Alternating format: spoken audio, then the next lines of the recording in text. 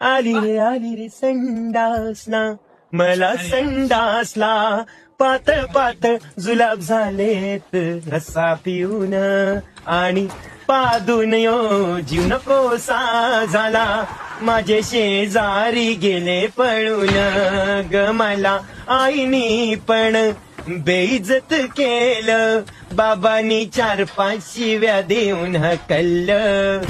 माझ्या गर्लफ्रेंडनी मला मारील या पाण्याच्या सवयीमुळं. कारण मी पात्रा आहे, माझी पचन शक्ती चांगली नाही ना.